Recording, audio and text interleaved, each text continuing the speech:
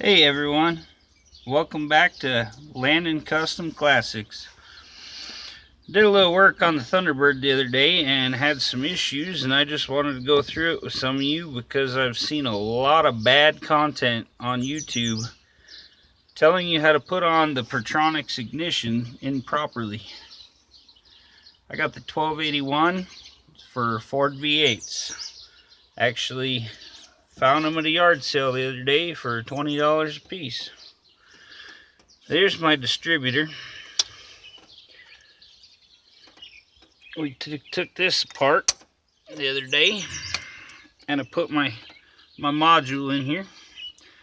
It's fairly easy, screws right in. Has one screw and the other little detent that goes in the hole the second screw went in. And then you gap it quite easily. Just put the little see-through gapping tool in between here and tighten the screw. There's a lot of videos on YouTube that are telling you how to do all that properly. The part that most people mess up on is hooking up the power. For one, you need the Pertronix flamethrower coil that goes with whichever module you purchase for your distributor. This model takes the original flamethrower. This is the very first model that come out. It requires 1.5 ohms or higher. I went through several auto parts stores and the Edelbrock was 1.4 ohms, and that was the highest I could find, so I had to get the Pertronix coil. The other thing is, most people just tell you to hook the coil wire that was on the hot from the ignition originally, which only puts out 6 to 9 volts. The Pertronix on a V8, which you need to check your instructions, actually tells you that this coil doesn't use the resistor wire or ballast resistor. It runs straight 12 volts. The other thing, they tell you to connect your hot on your ignition to it, and it needs 12 volts. So if you run the 9, it might run and run well for a while, but eventually you're going to burn out that module. Your black hooks up to the ground side of your coil where your original point's hooked up. Fairly simple.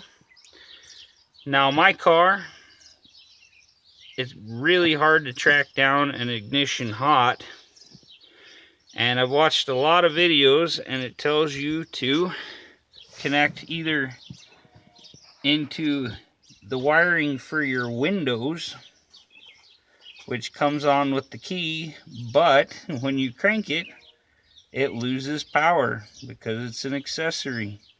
And when you crank your ignition over, you lose power to most accessories.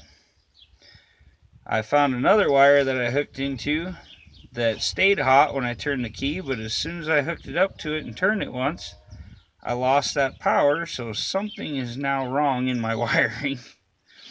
So what I've done for now, I hooked a toggle switch into my fuse block on a full-time hot, because being a full-time hot, even when the ignition is off or turning over, you have power. So I just ran a wire under one of the fuses, and I have a quick toggle switch on here to turn my 12 volts to my ignition system on.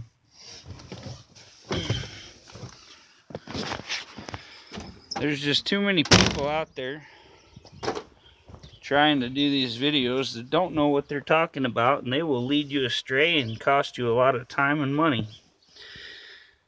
I hope this helps, and I hope you can get your ignition set up properly.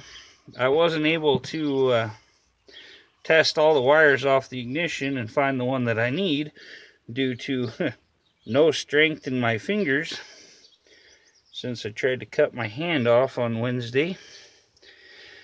The next project we're going to do here, I already got the spark plugs, and I just need to wait until my next check comes in so I can get wires, and then I'm going to custom cut my own wires and clean up this mess because it looks pretty atrocious, and I want all the wires to be the perfect length and everything to work properly. But as for now, the T-Bird's running good.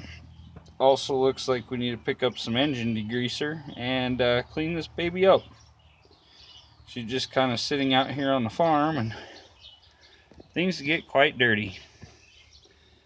But that's what I have to offer you guys on my tips for the Pertronix ignition system. I hope it helps and you don't go through the hell I've been through. And thank you all for tuning in. This is Mike with Landon Custom Classics. Have a good evening.